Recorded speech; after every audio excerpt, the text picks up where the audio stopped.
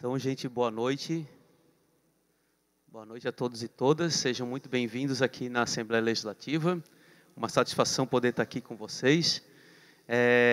Essa sessão, na verdade, ela é uma sessão promovida pela Comissão de Meio Ambiente da Assembleia Legislativa, dentro da programação do Mês do Ambiente.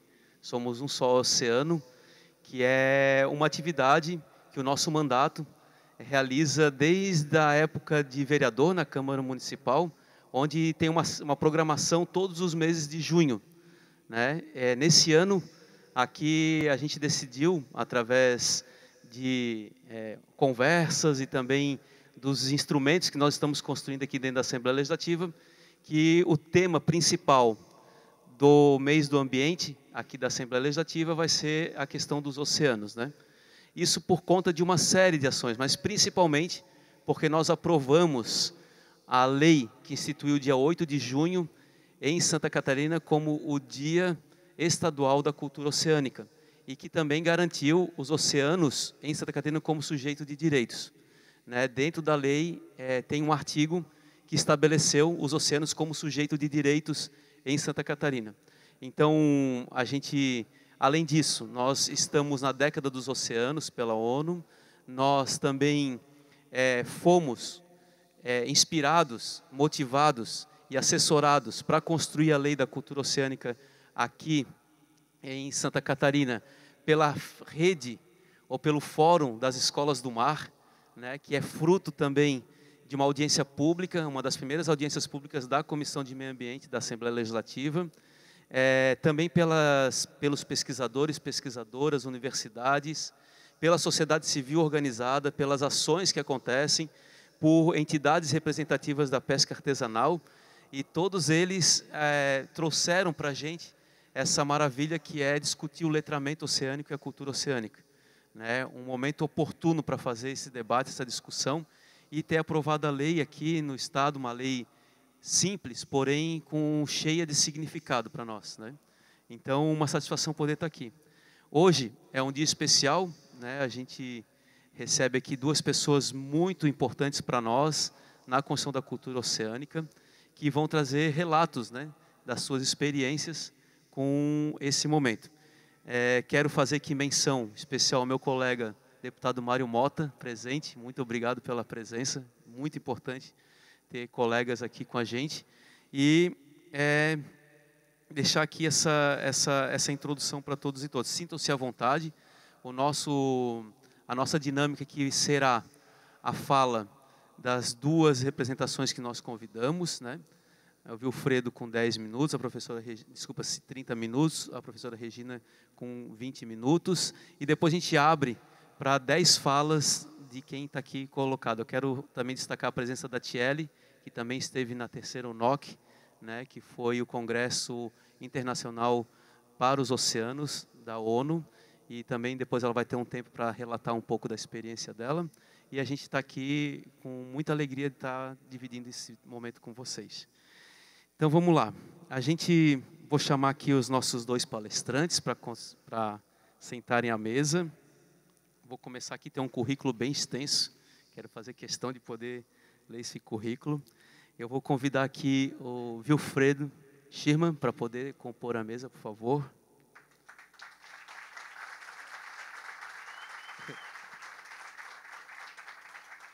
Acho que os 30 minutos vai ser só para ler o teu currículo aqui, Vilfredo.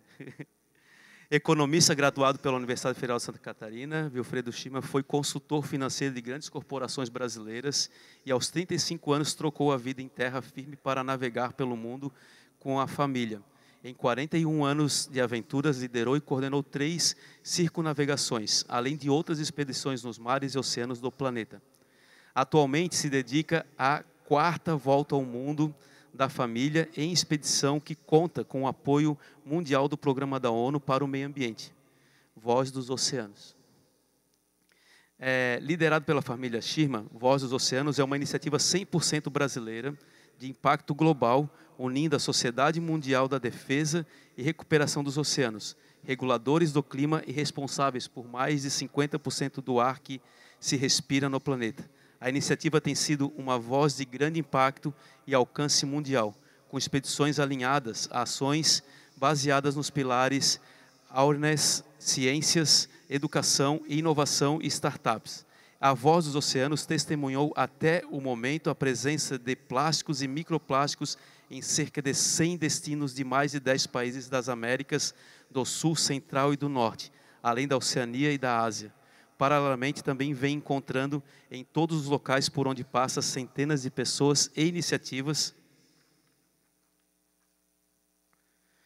comprometidas em reverter a preocupante e grave invasão de resíduos que sufocam os oceanos. Vale lembrar que Vilfredo também atua na produção de conteúdos audiovisuais em diferentes formatos, é autor de Navegando com Sucesso, Em Busca do Submarino U-513, ele contou muito essa história para a gente agora, uma incrível aventura nos mares do Sul, além de ministrar palestras e atuar em projetos educacionais. Então, esse é o nosso palestrante. Vou chamar agora, por favor.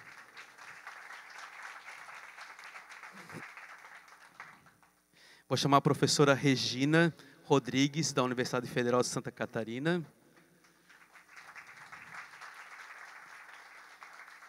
que é doutora em Oceanografia e Física. Ela é professora associada da UFSC na área de Oceanografia Física e coordenadora sobre desastres naturais da Rede Clima, é membro do IPCC e coordenadora de várias atividades do Programa Mundial de Pesquisa Climática da ONU. Entre elas, coordena o painel do Atlântico e o grupo de trabalho sobre ondas de calor marinhas. É também editora de revistas científicas e também tem como principal área de atuação entender a variabilidade climática e eventos extremos, além de muitas outras habilidades. Então, essa é a professora Regina.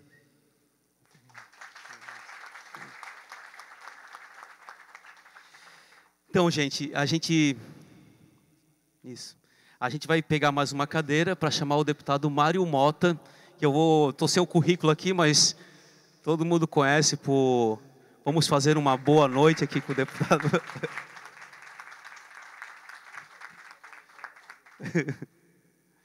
Mas é do nosso protocolo, é do mínimo da nossa habilidade, da nossa forma de lidar. E é uma honra também tê-lo aqui conosco, ajudando nas iniciativas, no apoio às ações que a gente desenvolve aqui na Assembleia Legislativa. Então, por favor.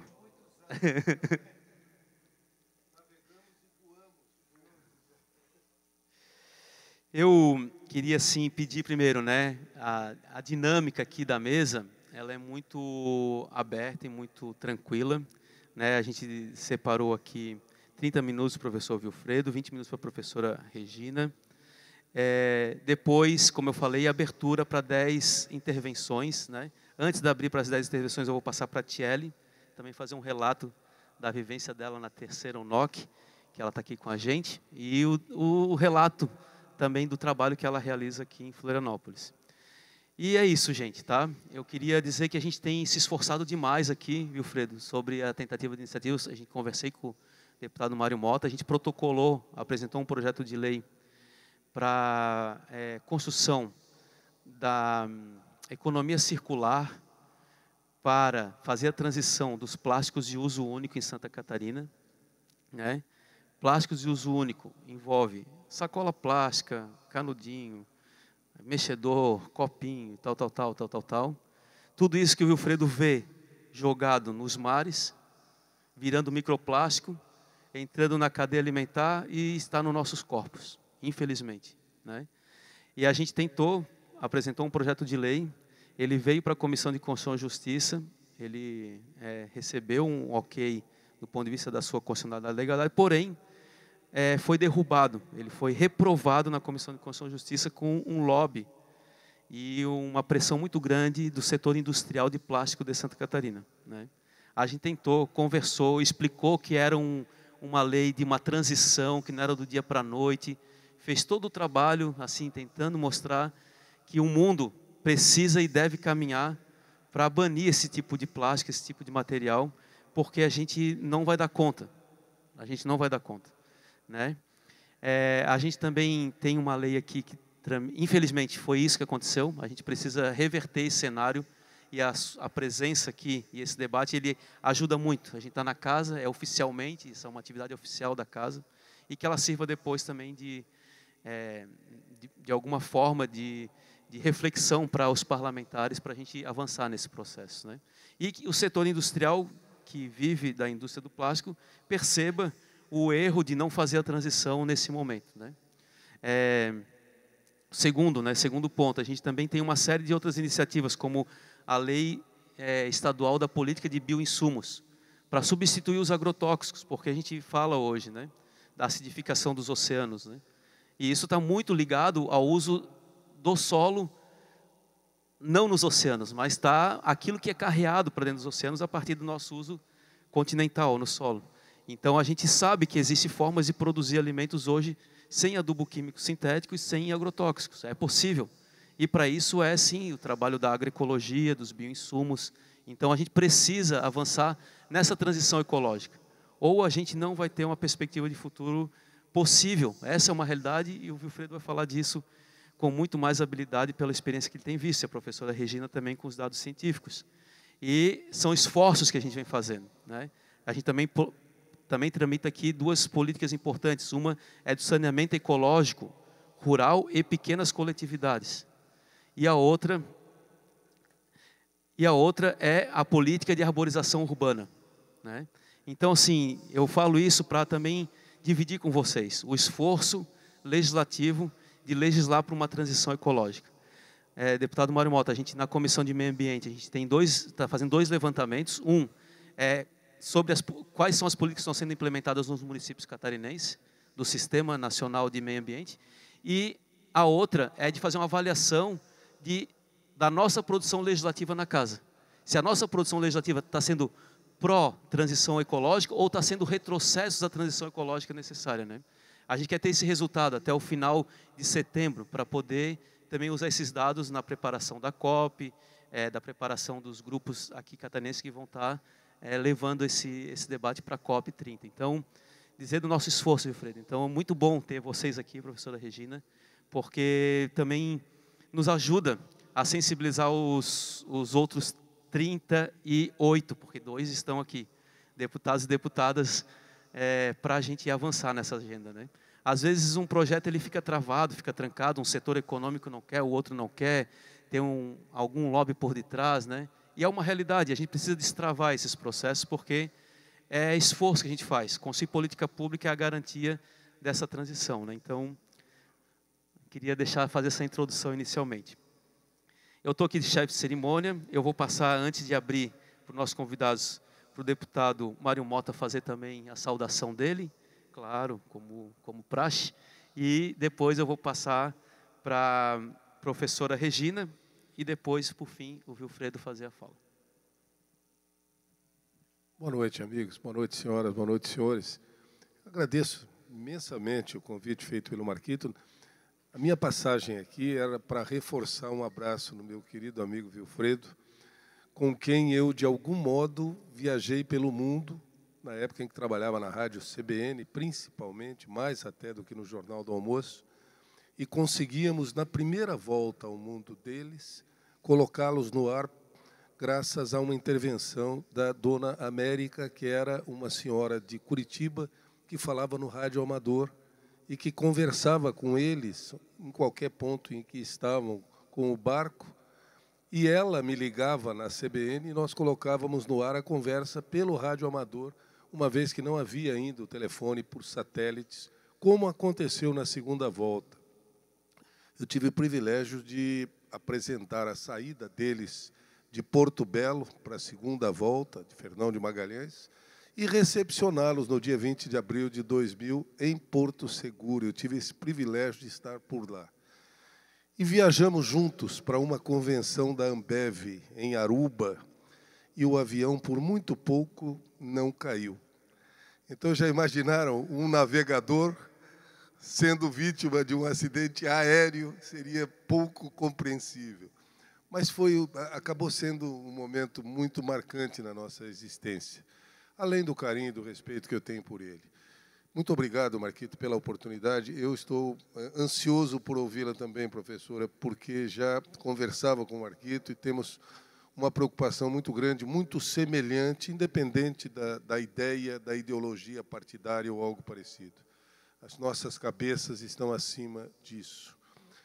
E eu tenho no gabinete um projeto chamado Mendoza, que pretende trabalhar a urbanização e a arborização de um pequeno município do Oeste chamado Guatambu, como um projeto piloto para levar a possibilidade de arborização de pequenos municípios, comprovando não só a melhoria da qualidade do ar, a diminuição da temperatura ambiente, a melhora da relação entre as pessoas, pela relação entre as pessoas e a natureza.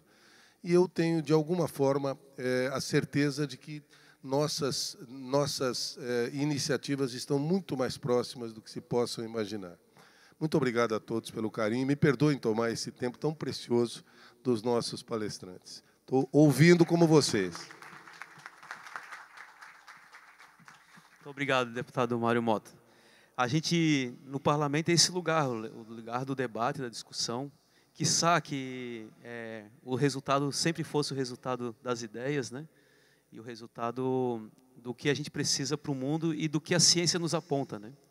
Então, acho que, nesse momento, não estar de acordo com o que a gente tem de evidência científica em relação às mudanças climáticas é de um negacionismo gigantesco, que é de colocar em risco toda a civilização. Essa é uma realidade. Então, por isso, a gente vai ouvir agora a professora Regina, né, que vem estudando, é uma referência aqui para a Universidade Federal de Santa Catarina, para a ciência no mundo, sobre a questão climática e justamente a partir desses estudos dos oceanos. Obrigado, professora Regina, por aceitar mais uma vez a parceria, e eu vou passar para ti, tá? Boa noite. Obrigado, eu agradeço de novo o convite do Marquinhos. Marquitos, já estive aqui uma vez para falar sobre mudanças climáticas, e eu não estava muito preparada para vir aqui, foi meio de surpresa, não tive muito tempo para preparar, mas eu vou, então, obviamente, tentar focar um pouco no que está acontecendo das mudanças climáticas e como afeta os oceanos. Eu acho que talvez não leve 20 minutos, tá? Vou ser mais breve para a gente deixar o Wilfredo falar e talvez mostrar as imagens deles, que é muito mais interessante. Então, assim, só para dar um pouquinho o contexto de onde nós estamos, né, nessa situação, em relação aos oceanos. Então, vocês já devem, obviamente, ter ouvido falar das mudanças climáticas, né, que é um aquecimento global da temperatura da Terra devido à emissão dos gases do efeito estufa, né? Então, a gente está emitindo mais com as nossas atividades humanas e aprisiona mais calor no sistema terrestre, e a gente está tendo um aumento da temperatura. Então, poucas pessoas sabem que 90% desse excesso de calor aprisionado devido às atividades humanas é absorvido pelos oceanos. Então, essa temperatura global que a gente vê muito na televisão falando de 1,5, né, do Acordo de Paris, não passar de 1,5 acima da média pré-industrial, é a temperatura global da atmosfera, né? Então, isso só está nesse valor de 1 e pouco, porque 90% desse calor é absorvido pelos oceanos. E 30% das emissões dos gases do efeito estufa, principalmente do dióxido de carbono, CO2, é absorvido pelos oceanos, certo? Então, os oceanos eles estão fazendo um serviço para nós por absorver esse calor e esse CO2. Então, retira muito, senão a nossa situação estaria muito pior. Certo? A temperatura global estaria muito maior, nós já estaríamos numa terra que a gente não conseguiria viver mais, né? Tá? E o CO2 também retira, então diminui também esse aquecimento, né? Esse efeito estufa. Só que, então, os oceanos eles nos fazem um serviço, né? Mas pagam um preço muito caro. Então, qual que é a consequência disso? Os oceanos estão se aquecendo muito rapidamente, né? E esse calor, esse aquecimento está passando do limiar da maior parte das espécies marinhas. Todas as espécies marinhas, a maior parte, com exceção dos mamíferos, obviamente, eles são organismos que não têm regulação de temperatura, ou seja, são o que a gente chama de sangue frio, né? Não como nós que temos sangue quente e a gente então consegue se regular. Então, imagina, né, que são organismos, peixes, tudo que você pensar, frutos do mar, né? São organismos que não conseguem regular a temperatura. Então, eles têm um limiar de temperatura que eles suportam, que é a temperatura do ambiente. Então, se você passa a temperatura do ambiente daquele limiar, esses organismos ficam muito vulneráveis e morrem, né? Tá? Ou ficam doentes. Né? Então aumentar a temperatura do oceano para o ecossistema marinho é um problema muito sério, muito maior do que é para os ecossistemas terrestres, que geralmente a gente se atenta mais porque é onde a gente vive, né? Então, esse é um problema, e o CO2 dentro da água faz com que os oceanos fiquem mais ácidos, que foi o Marquito já né, mencionou. Então, o CO2 dentro da água do mar aumenta a acidez do oceano. E isso é um problema seríssimo para a maior parte também dos ecossistemas marinhos, principalmente aqueles que têm conchas calcárias, né? Então, você colocar uma concha calcária dentro de um líquido mais ácido, isso corrói a concha. A formação dessa concha é problemática. Então, por exemplo, se a gente der um exemplo aqui para a nossa economia, a aquicultura de ostras é um problema seríssimo, o aquecimento e a acidificação. A ostra não cresce, o juvenil morre. Se ela cresce, se ela sobrevive, ela não atinge o tamanho comercial, né, para venda, por exemplo. Então, só para, né, dar uma ideia do impacto que isso tem numa atividade econômica nossa aqui, né, tá? Ou desenvolve organismos patogênicos que, então, quando é consumido pelo homem, faz mal, né? Então, os oceanos estão fazendo todo esse papel para nós, mas eles estão pagando um preço muito caro, né? Então, isso é só a parte climática que eu estou falando, das mudanças climáticas. Além disso, a gente tem um problema de poluição, né, e o problema de sobrepesca, que é a pesca excessiva, a retirada excessiva, né, não sustentável desses recursos, né? Então, assim, eu não vou falar muito dessa parte, porque eu acho que né, vai ser, né, acho que o Wilfredo vai falar um pouquinho mais de plástico e tal, mas o que a gente pode fazer, né?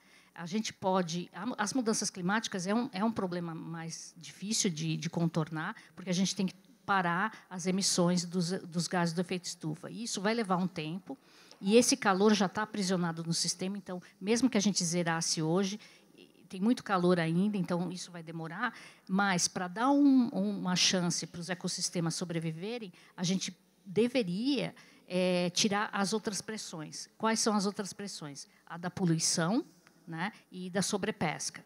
Como que a gente pode fazer isso?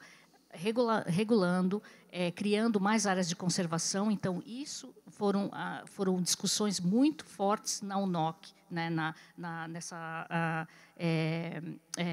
Conferência das Nações Unidas sobre os Oceanos, agora em Nice, nas 2 últimas semanas, né? Então, enquanto a gente não consegue diminuir esse aquecimento, né, e essa acidificação, a gente pode dar uma chance para os ecossistemas marinhos, como diminuindo a poluição, tanto de plástico, mas como de dejetos da parte continental, né, e fazendo áreas de conservação, onde, por definição, essas áreas de conservação nos oceanos é proibido a pesca e a regulamentação em termos de poluição é muito mais rigorosa, né? E então tem projetos das Nações Unidas, que é o 30 por 30, né, que é, até 2030, fazer 30% da área da zona econômica exclusiva como reserva. Então, tem vários países que já assinaram isso, né, e estão indo para essa direção de fazer 30% até 2030. Né? E aí o Brasil lançou 30 por 30 por 30. Por quê? Porque daí é COP30. Né? Então, tem um esforço muito grande do governo brasileiro, né, de colocar o oceano também nessa discussão. Então, no G20, quando o Brasil presidiu o G20 o ano passado, o Brasil então veio com uma ação de diálogos, né, nessa área de oceanos e para colocar os oceanos nas NDCs. O que são as NDCs? Eu vou falar só isso, aí eu paro também e dou a palavra para outras pessoas. Mas as NDCs são as contribuições nacionais dos inventários de carbono. Então, todos os países, né, que são membros, né, que assinam signatários do Acordo de Paris e das Nações Unidas, eles têm que fazer o inventário de carbono deles todo ano, né? Não é todo ano, desculpa, é de 5 em 5 anos, mas vai reduzir isso, acho que agora é de 3 em 3, e dizer quais que são as suas metas de descarbonização, né? E, por exemplo, sempre entrou a Amazônia, por exemplo, o desmatamento da Amazônia, que é onde vem as nossas emissões, 40% das emissões do Brasil vem pelo desmatamento, né? Quando a gente desmata, a gente acaba emitindo mais. Então, o Brasil tem que apresentar, por exemplo, metas de diminuição do desmatamento para diminuição dessa emissão ou de transição energética, tal, né? E o Brasil, então, puxou isso para entrar os oceanos também. Por quê? Porque os manguezais, ninguém sabe, mas por metro quadrado eles absorvem mais carbono do que a floresta amazônica, né? Então, vem forte, porque se a gente colocar e contabilizar isso nas nossas emissões, no nosso inventário, então também puxa a preservação desse ambiente, como puxa para preservar a floresta amazônica, certo? E diminuir desmatamento. Então, isso é muito importante para a gente aqui de Santa Catarina, da região costeira, né, que a gente vê que, com a urbanização dessas áreas, a gente está tendo uma destruição desses ambientes naturais, né, que não só servem como mitigação, que isso é o que a gente chama de mitigação, de capturar carbono, mas também eles nos protegem, as zonas costeiras e as nossas cidades, dos efeitos das mudanças climáticas, que é o aumento dos extremos. E, nesses aumentos dos extremos, a gente tem aumento de vendavais, ressaca, né, e esses ambientes nos protegem naturalmente disso, né. Então, o Brasil tem uma agenda que começou no G20, o ano passado, com a presidência do G20, agora está com a África do Sul, e a África do Sul continua com essa agenda, né? E para a COP30, de colocar os oceanos nessas contribuições nacionais, né? E isso vai elevar, né, eu acho que a agenda política, né, de preservação dos oceanos. Então, eu acho que eu acabo por aqui, depois a gente acho que tem mais tempo para discutir, não quero me alongar mais, tá? E é mais ou menos isso.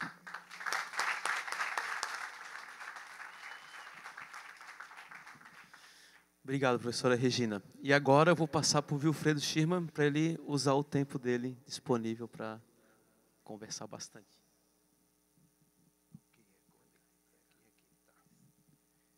Já poderia botar na tela, por favor? Bem, gente, um prazer enorme de estar aqui na Assembleia. Marquito, esse convite, né? O Mota também, um grande amigo. Estou muito feliz. Eu sou manezinho da ilha, viu? Eu nasci aqui em Florianópolis e vivi muito tempo em Santo Antônio de Lisboa, né? E fico muito honrado de estar aqui falando. E vocês vão perguntar assim, mas como tudo isso nasceu, né? Wilfredo, Heloísa já sabiam tudo de barco, quando iniciaram, nada disso. Isso iniciou em 1974, muitos de vocês não estavam nascidos ainda, e minha sogra morava em Nova York, e nós estávamos iniciando nossa vida profissional com 25 anos, e recebi um convite para passar o Natal lá em Nova York. A gente tem o dinheiro muito contadinho. Aí, passado uns 2 meses, ela assim, olha, eu vendi um restaurante que eu tinha um sócio, esse sócio foi para a ilha de São Tomás, no Caribe. Porque é uma ilha belíssima, por que vocês não vão até lá? Vocês pegam uma semana a mais. E aí a gente trocou as passagens e fomos lá para São Tomás. Quando eu cheguei no avião, era a primeira vez que eu estava indo para o exterior, olhei na janelinha assim, já fiquei assim, aquela paisagem na água azul, aquelas praias de areias brancas, foi um negócio fascinante. Bem, nós fomos para lá, na época eu jogava futebol, eu era até um bom jogador de futebol, joguei inclusive na Europa, era lateral direito. Heloísa jogava tênis e tal, nunca tinha entrado num barco. Aí nós pegamos nessa ilha, demos uma volta à ilha, a ilha é muito pequena, 34 quilômetros quadrados. Aí no segundo dia nós fomos à praia, como qualquer turista. E no terceiro dia nós fomos para o centro da vila. E o centro da vila são de arquiteturas antigas, né, século passado, e grandes grifes lá. E é onde vão muitos turistas, né? Não tem taxa, não tem nada. Tem um cenário espetacular com os navios de cruzeiro. E Heloísa e eu fomos na frente de um banquinho, assim, ficamos olhando os barcos à vela, né? O pessoal costurando as velas, né? Aquele sino de metal, pulindo os sinos. Tal. E, de repente, passa um catamarã, né? De turista. Aí eu dei um cutucão na Heloísa, digo, que tal a gente dar uma volta num veleiro? Heloísa é carioca, ela é assim, Wilfredo, com 8 anos de idade, eu ficava na pedra do arpoador, e olhando os barcos à vela, sempre tive um sonho de estar num barco à vela. Eu digo, nossa, você nunca me contou, então eu vou te contar a história. Eu nasci aqui e me criei em Blumenau. Eu ia com a bateira da família, né, ali pelo Ribeirão da Velha, hoje eu contei para ti, né, e aí botava uma vara e levava um lençol escondido da minha mãe, e aí ia para o meu grande oceano, que era o rio Itajaí-Açu, de 150 metros de largura, e quando dava um ventinho terral, eu botava aquela vara, botava o lençol e ia velejando. Disse, nossa, e cuidado, né, porque não tinha quilha, não tinha nada, podia virar. Ela assim, vamos lá ver a companhia de charter. Aí fomos lá, chegamos lá, queremos navegar. Disse, não, o barco saiu de manhã, é day charter, e vai até o final da tarde. Eu digo, nossa, perdemos a oportunidade. Ele disse, já íamos embora. Eu disse, não, mas amanhã sai outro. Digo, outro? É, sai outro. Aí vocês podem vir aqui, sai às 10 horas para chegar às 9h30. Digo, é. Me diga, bota o nosso nome na lista. Não tem lista, baixa a estação, pode chegar às 9h30. Aí fomos para a pousada. Aí começamos a conversar, será que nós vamos enjoar? Será que temos que tomar Dramine e tal? E começamos a conversar, e eu lá pela Santos eu falei para a Heloísa, esse negócio de chegar às 9h30 não dá certo. Vamos chegar às 7 horas da manhã, pronto, não tem erro. Lá estavam nós com as mochilinhas, às 7 horas da manhã, não tinha uma viva alma. Né? Daqui a pouco, às 9 horas, começou a chegar os caribenhos cantando. Né? E olha aquelas duas figuras ali. Disse, vocês estão muito tempo aí? Não, chegamos ainda há pouco, já está 2 horas ali esperando. Né? Bem, nós fomos primeiro a entrar no barco. Entramos no barco, né, soltaram as amarras e o barco foi a motor. Eu assim, nossa, viemos aqui para velejar e o barco a motor, e porque não tinha vento. Aí o barco foi para o meio da baía, pararam os motores, entrou o vento, a vela para cima, aquele silêncio, gente. A gente só escutava assim, o barulho das ondas no casca, amor à primeira vista. O dia foi espetacular. Aí, no último dia, olhando aqueles barcos na Bahia, num happy hour, eu falei para a Heloísa, um dia nós vamos voltar aqui com o nosso próprio barco. E aí voltamos para Florianópolis, morávamos aqui no centro da cidade, e fomos para Santo Antônio de Lisboa. Santo Antônio de Lisboa passava por Cacupé e tal, não tinha estrada lá. E compramos uma casa de pescador de frente para o mar. Sabe o que é a primeira coisa que nós fizemos? Uma rampa, não tinha nem barco. Aí vamos procurar barco. Aí achamos um barco muito velho, pesado, tal, da classe Light, que é pan-americana, e que está lá, ninguém queria. Aí eu digo, por que ninguém quer esse barco? Porque ele não é competitivo, tal, mas nós queremos. Aí um menino de 16 anos nos ensinou a velejar. Aí começamos ali de Santo Antônio a velejar, ali em Bahia Norte e tal. E aí chegou, nunca me esqueço, chegou um velejador conhecido, tal, campeão da classe Light. E olhou, eu chegando, né, assim, com aquele salva-vida meio desajeitado. Ele assim, Wilfredo, você acha que dando essas voltinhas aqui você vai aprender muito? Digo, por quê? Estou errado? Não, errado você não está, mas primeiro num barco, para você aprender num barco, você tem que ser safo. Assim, safo? O que é safo? Você não sabe? Eu digo, não. Safo é ser rápido nas manobras, ser flexível. Eu perguntei, e o que eu tenho que fazer para ser safo? Você tem que participar de uma regata. Vou te ensinar aí, colocou as tampinhas, né, coisa, retranca bombordo, né, direito de passagem, um monte de regra, tal. Fui anotando aquele negócio, a Heloísa também. E aí veio um desafio.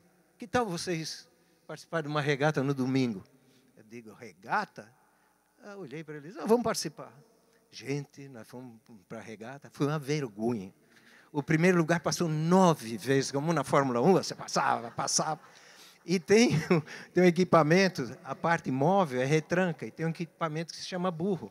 Né? E quando você pega vento de popa, você tem que puxar esse equipamento, a retranca baixa, você equilibra o barco pega velocidade. E a minha retranca estava para cima, para lá, e o primeiro lugar passava perto, e muito barulho, só dizia assim, caça burro! Aí eu só escutava burro. Eu digo, nossa, eu não, vou lá tirar satisfação com ele. Assim foi início a nossa vida no mar.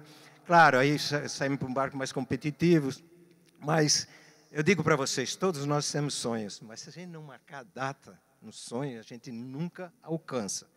E quando nós estávamos lá, iniciando, porque na época não tinha GPS, era navegação pelos astros e tal, e David, meu filho hoje, com 52 anos, estava gatinhando as cartas náuticas, eu falei, Luísa, quando o David fizer 10 anos, nós vamos sair para a nossa volta ao mundo. E aí, gente, as coisas mudam, porque você tem um rumo, né? Você sabe o que você quer. E, nesse período, eu sou economista. Eu tinha um curso de inglês aqui em Florianópolis, com 1000 alunos e 32 professores. Então, me formei de economia na Universidade Federal. E aí comecei a trabalhar no escritório de projetos industriais, e aí foi indo, e as coisas foram evoluindo. E aí, agora nós tivemos um segredo. Nunca falamos para ninguém, nem para a família, que nós tínhamos esse projeto de vida. Foi um projeto de 10 anos. 10 anos, marcamos uma data. Quando o Dave fizesse 10 anos, nós íamos sair. E aí foi dando tudo certo. Aí eu tenho o meu cunhado, professor universitário. Em dezembro nós chegamos, ele disse, olha, nós vamos sair para navegar, para dar uma volta ao mundo. Você está louco? As crianças, você é vagabundo do mar. Eu digo, não, já vamos estudar por correspondência. Hoje, com a Covid, né, tem homeschooling, aquele negócio todo, mas naquela época não tinha. Né? A dinâmica fez... Eu fui para esse colégio das crianças para aprender a didática. Luiz é pedagoga, sabia, mas eu não. Porque eu dava aula de estatística, mas não para os filhos. E aí nós temos um projeto de, olha, nós vamos até a costa brasileira, né? Pensávamos em ir muito rápido, levamos um ano. Quando chegamos em Fortaleza, disse, olha, realmente, nós vamos dar a volta ao mundo. E aí saímos e ficamos 10 anos. 10 anos. Né? Eu nunca me esqueço, quando eu dei uma palestra nos Estados Unidos, o pessoal na pergunta e resposta, e o dinheiro para isso? Né? Eu me preparei para 2, 3 anos. Né? Inclusive, antes de sair, eu fui convidado para ser presidente de um banco, e eu não aceitei. Meus amigos disseram, você está louco, homem? Quem perde essa oportunidade? Eu digo, não, eu tenho um projeto de vida com a minha família, e não é isso que vai me mudar. E aí começamos, as fotos vocês estão vendo, o Wilhelm hoje, o menorzinho, é o skipper do barco, é o capitão do barco, eu sou imediato, ele é o capitão, né? Ele está com 49 anos, o Dave com 52, o Pierre com 55. E a gente saiu navegando, e aí a coisa foi indo, né? E aí nós, nesse período desses anos todos, a gente viu o que está mudando realmente o mar. O mar, o que nós vimos naquela época, o que é hoje, né? Eu tive agora uns meses atrás em Cocos Island, Ilhas de Cocos, na Costa Rica. São mais ou menos 300 e poucas milhas. Não tinha um minuto que eu não via plástico no mar. Então, um negócio muito sério. E o que aconteceu? Na terceira volta ao mundo, nós passamos entre Austrália e Japão, nós passamos numa ilha, na West Faiu. E essa ilha, assim, água azul, aquele negócio, um negócio assim espetacular. E o mar está muito tranquilo. E não tinha ancoradora, nós fomos lá e ancoramos perto e fomos para a ilha. Quando chegamos na ilha, você não imagina de quanto plástico tinha nessa ilha. Mas muito plástico. E nós fomos recolhendo, nós temos uma compactadora que compacta 80% do lixo. Nosso barco, o Cat, esse aí, é todo ecológico, né? Nós temos eólico, temos painéis solares, hidrogerador. E aí nós pegamos e eu, naquela época, estou falando 6 anos atrás, eu fiz para o Facebook, naquela época, eu fiz um depoimento. Olha esse lugar e olha o plástico e tal. Nós levamos plástico para reciclar lá em Papeete, na capital da Polinésia Francesa. E aí foi um negócio impressionante, porque 1,5 milhão de views e 150 mil compartilhamentos. Eu digo, puxa vida, agora realmente Nossas viagens sempre foi na Rota de Magalhães, na Rota dos Chineses. Agora nós temos que fazer alguma coisa para os oceanos. E foi nessa ilha aí que vocês estão vendo aí. E depois Henderson, uma outra ilha também, muito plástico. E dali em diante nasceu a Voz dos Oceanos. Aí nós voltamos para o Brasil. Chegamos no Brasil, nós reunimos um grupo, né, de professores, publicistas, advogados, engenheiros, e fizemos uma roda, né, e falamos da poluição plástica nos oceanos. Aí o pessoal assim, olha, o seguinte, vocês, o pessoal mais, vamos dizer assim, de 35 para cima, conhece a história de vocês, mas os jovens não conhecem. Vocês têm que chamar esses jovens. E aí nós fizemos um projeto chamado Conexão Família Schirmer. Nós levamos um skatista, fomos em Maragogi, lá no Pernambuco, depois fomos a Recife, Fernando Noronha. Quando chegamos lá, nós tínhamos filas por skatista, todo mundo queria falar com o Samelo. Levamos uma modelo, levamos um chefe de cozinha, gente totalmente diferente, para ter uma experiência dentro do mar. E aí eu cheguei e disse, olha, tem isso aqui, a água, nós temos dessalinizador, mas a água, a luz, tal, temos que economizar. Eu nunca me esqueço que a Paloma, uma atriz, né, cabelos, daqui a pouco estava lá tomando banho, né, tchá, bomba, eu desliguei a bomba, ela disse, meu Deus do céu, e o que houve com a água? Eu digo, agora você só tem 1 minuto para terminar, enxagar os cabelos. E isso foi impressionante. O último projeto, né, depois fomos para a Patagônia, fomos para o Cabo Horn. Cabo Horn, para vocês terem uma ideia, é o Everest dos alpinistas, Cabo Horn, para os velejadores. Quem passa pelo Cabo Horn tem o direito de colocar um brinco. Na época, entende, das grandes navegações, aquele que tinha 2, 3 ou 4 brincos, o pessoal reverenciava nas tavernas da Inglaterra. É um negócio porque tem ondas de 25 metros e é o lugar mais difícil que tem para passar. E a gente começamos, vamos dizer, a mudar e levamos pessoal lá para o Cabo Horn. E foi assim uma experiência espetacular e sempre voltada ao meio ambiente. Bem, a última projeto que nós fizemos foi do Rio de Janeiro, só com atores e atrizes da Rede Globo. Foi 1 milhão em uma semana, 1 milhão de views no nosso site. E aí eu levei eles, deu uma ressaca na Ilha Grande, e que nós pegamos plástico de 40 anos atrás, embaixo da areia, né? E aí começamos a trabalhar. E aí fomos para o nosso projeto. O projeto saímos ali de Balneário Camboriú, em 2021, agosto de 2021. Fizemos toda a costa brasileira, fomos até o Amazonas, né? E várias iniciativas nós tivemos. Foram coisas assim espetaculares. Um exemplo, nós queríamos divulgar isso para as pessoas. Hoje me perguntaram na entrevista, mas o que fazer? É a divulgação. A família Schirmer é contadores de história. Aí nós, quando chegamos lá no Rio de Janeiro, disse, o Cristo Redentor tem que ficar todo azul e saca o plástico para cima e para baixo uma noite inteira. Fomos lá conversar com o padre. Aí dissemos, nossa, aqui Cristo Redentor é uma coisa muito importante. Eu digo, mas isso é importante, padre, vamos lá. Nossa, foi um negócio, foi para o mundo inteiro. Depois nós fomos na Bahia, Salvador, elevador Lacerda, todo azul. Depois fomos no ponto zero de Recife, tudo azul, Voz dos Oceanos, e assim foi. E aí nós tivemos experiências espetaculares. Experiência quando nós estivemos em Búzios. Então, cheguei lá, nós temos tudo reciclado, né? Lixo e tal. Levei lá para o Yacht Club, está aqui, está tudo certinho, vocês têm coleta? Não, é ali na caçamba. Digo, como caçambas? Não, ali você joga tudo junto. Digo, como? Arroz, feijão, tudo misturado, com tudo que nós temos separado? Não tem coleta seletiva? Não. Eu peguei e fui para a cidade e encontrei um fiscal. Um senhor mais de idade disse, vocês nunca tiveram coleta? Tivemos, senhor. Mas teve um prefeito aqui que acabou. Agora as famílias estão lá no lixão separando. Não me contive. Fui para o secretário de Meio Ambiente, ele estava com o procurador federal, acho lá no pepino danado lá. Eu cheguei, isso em novembro, eu cheguei às 4 horas da tarde, no outro dia nós íamos embora. E aí eu fiquei lá, levei um chá de cadeira, ele não pôde me atender, eu fui embora. Quando cheguei, já era 6 horas da tarde, né? Aí ele me ligou, olha, eu gostaria de falar com você e tal, e já tinha ido para as mídias sociais. Em fevereiro ele estava com coleta seletiva. Veio uma pressão de baixo para cima, da população.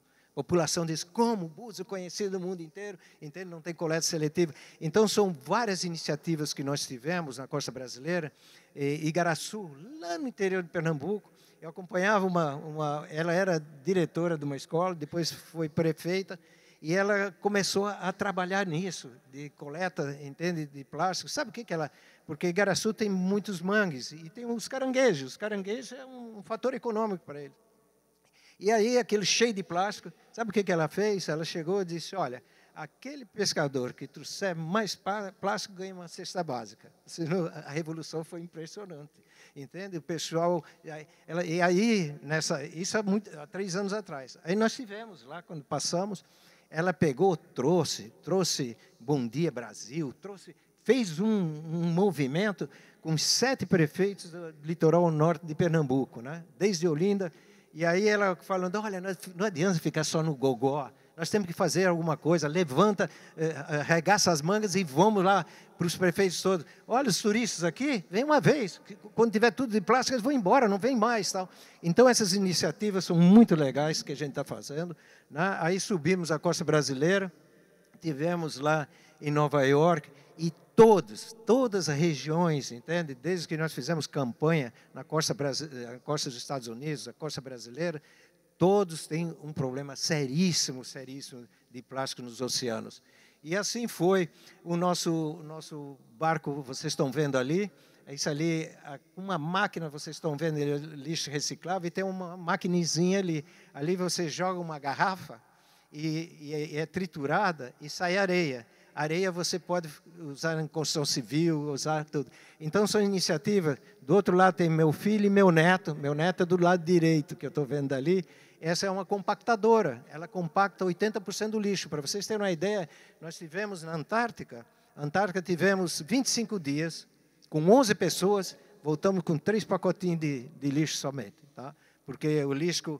vamos dizer assim, orgânico, você pode jogar no mar, não é que dissolve, mas inorgânico não. E eu digo, puxa vida, tem que fazer alguma coisa, né? Nessas cidades grandes aí, que tem esses apartamentos e tal. E aí fomos pesquisar, eu pessoalmente fui pesquisar lá em São Paulo, que nós temos escritório lá em São Paulo, e eu vi que nos edifícios ninguém recicla. Né? Ou seja, tem reciclagem, mas não tem uma compactadora. Gente, a compactadora é de 20 a 30 mil reais. Aí eu digo, não, tem que fazer alguma coisa. Aí eu entrevistei os catadores, tal, aqueles caminhões cheios de papelão, outros cheios de... Eu digo, puxa vida, me diga uma coisa, dá para fazer uma entrevista? Aí ele pensou que eu era um fiscal da prefeitura. Dá. A entrevista foi mais ou menos. Mas no outro sábado eu passei por lá, ele disse, vem cá. Eu falei que o meu nome. Aí ele se ligou, vamos fazer uma entrevista? Eu digo, bom, só quero uma coisa, me diga uma coisa. Só me diz quantas pessoas trabalham? 12. Há quantos anos? 18 anos. 12 pessoas da família? E se tivesse tudo compactado, né, papelão e tal? Nossa Senhora, seria uma maravilha. Eu ia gastar menos pneu, ia gastar menos diesel, aquele negócio todo. Bem, aí eu digo, aonde que tem que começar? Começar a analisar. Analisei todos os vereadores, entende, de São Paulo. E uma vereadora me chamou a atenção, né? A Cris Monteiro. A Cris Monteiro, ela nasceu no Rio, mãe lavadeira, o pai trabalhava com chofer de táxi e tal. E ela era jovem e era taipista, depois ela me contou a história. E ela estava num escritório de auditoria, e aí viu aquele pessoal, tudo auditores, tal, de terno. Ela disse, esse pessoal ganha bem? Ela disse, não, ganha. Tal. Bem, para encurtar a conversa, ela se formou em Direito e chegou a vice-presidente JP Morgan, um dos maiores bancos dos Estados Unidos e do mundo. Bem, ela veio, se aposentou, e ela está trabalhando nessa área de sustentabilidade. Aí eu mandei o vídeo, ela veio, assessoria, depois ela veio. Dá para visitar uma cooperativa? Eu digo, dá para visitar. Fomos à cooperativa, ela entrou com o PL agora, os prédios que tiverem, vamos dizer assim, compactadora, vai baixar no PL, vai baixar no IPTU. Então, são essas iniciativas que a gente está trabalhando. E não é só nisso também, nas indústrias, porque não adianta, as indústrias... Eu acredito que futuramente as indústrias que não tiverem, vamos dizer assim, o propósito de cuidar da natureza vai ficar de fora do mercado. Vai ficar de fora do mercado. Né? Nós tivemos, eu estava contando, nós tivemos com a Tramontina. A Tramontina também, eles têm lá nos Estados Unidos uma grande fábrica. Nós temos hoje uma parceria com eles. Mas a primeira vez, eles disseram, olha, não dá para a gente fazer uma parceria porque nós fizemos mesa e cadeira de plástico.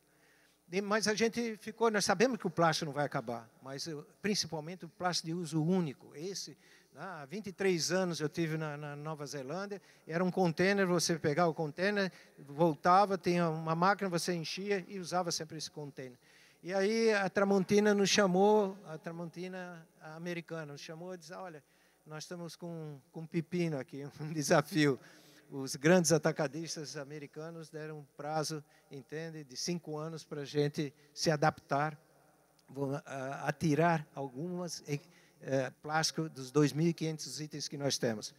Eles colocaram, nós ajudamos eles. No Brasil não achamos uma empresa, achamos na Holanda, uma empresa que entrou tudo jovens, é uma startup. Revolucionaram. A empresa teve quase R$1 milhão de economia. E aí, agora, recente, faz uns 2 meses, o CEO me chamou e disse, olha, aquela fábrica de cadeiras e de mesa, agora são tudo de plástico retirado das praias do Rio Grande do Sul e de Santa Catarina. Então, são essas iniciativas que nós estamos trabalhando muito. Eu gostaria agora de tocar aqui o vídeo. Dá para tocar o vídeo? Isso, por favor. Com a tela mais... Esse vídeo mostra exatamente... É comigo aí ou com você? Com você, tá? É exatamente o nosso propósito. Vamos.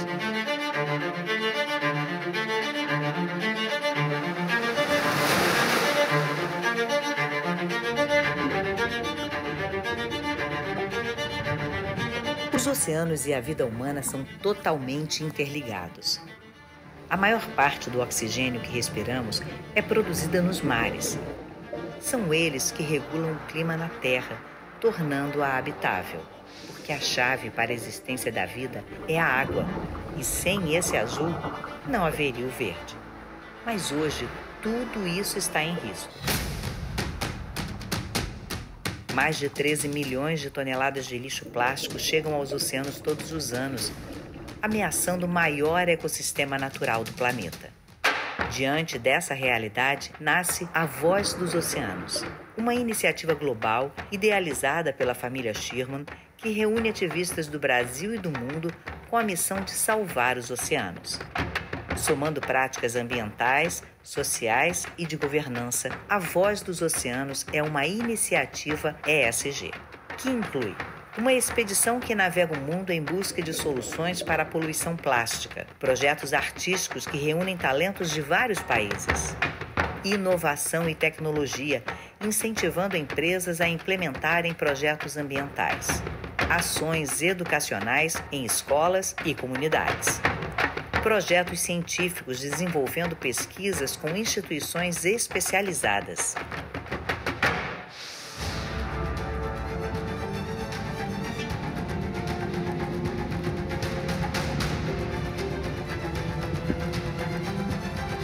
Dos braços do Cristo Redentor até as telas da Times Square, do fundo das águas do Atlântico até as ilhas mais remotas do Pacífico.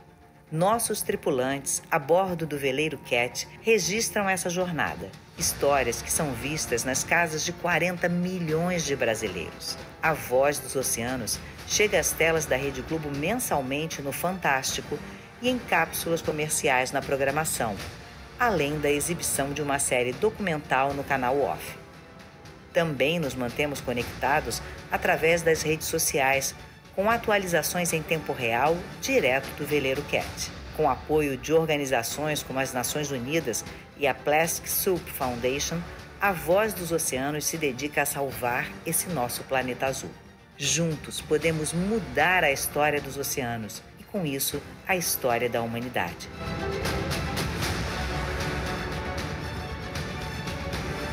Junte-se a nós e sinta o orgulho de dizer: eu sou a voz dos oceanos. E você?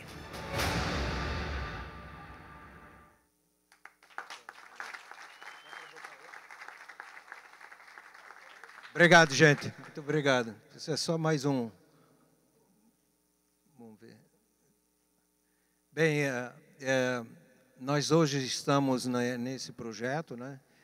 Nesses 100 destinos que nós tivemos, todos os lugares, todos, gente, 100, a gente viu plástico no mar, e isso realmente nos preocupa. E nós estamos agora preparando para a COP30. Né? O veleiro Cat saiu hoje da Indonésia, indo para Ilhas Maurício, no Oceano Índico, depois Reunião Island, e vão direto depois para a Cidade do Cabo. Lá, eu estou aqui em Santa Catarina agora, que estamos reformando o veleiro Aisô, que deu 2 voltas ao mundo, e esse veleiro tem 41 anos, vai ficar novo, viu? São 5 anos de reforma.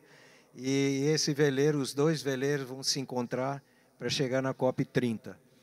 As pessoas ficam muito curiosas de saber como que é o nosso veleiro. Ele vai ter uma abertura para as pessoas visitarem, para ter uma ideia. Lá nos Estados Unidos, o segundo maior boat show dos Estados Unidos, em Newport, de quinta-feira a domingo, entraram dentro do barco 1.058 pessoas. Para vocês terem uma ideia, realmente é uma coisa, as pessoas estão interessadas em umas mudanças, né? E, paralelamente, nós estamos também aí com os locais. Nós tem inúmeras histórias que a gente passou, lugares também, que nem na Costa Rica, onde estão fazendo casas com plástico, 20% de cimento e o restante de plástico, tipo, vamos dizer assim, Lego, né? E casas populares. Então, realmente, tem muita transformação. Isso aí é alguns dados que nós colocamos aí, de quantas pessoas são impactadas com o nosso projeto Voz dos Oceanos, né?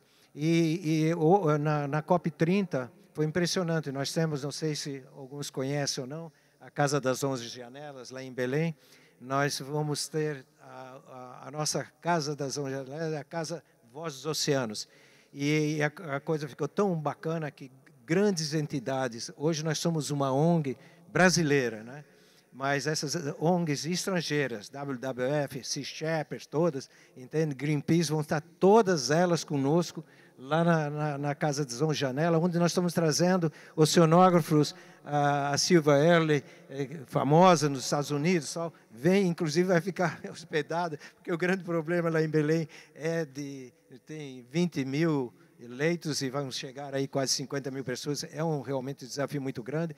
Então, nós estamos levando isso Santa Catarina e para o Brasil e para o mundo que nós levamos. E essa expedição que não foi a família Sherman.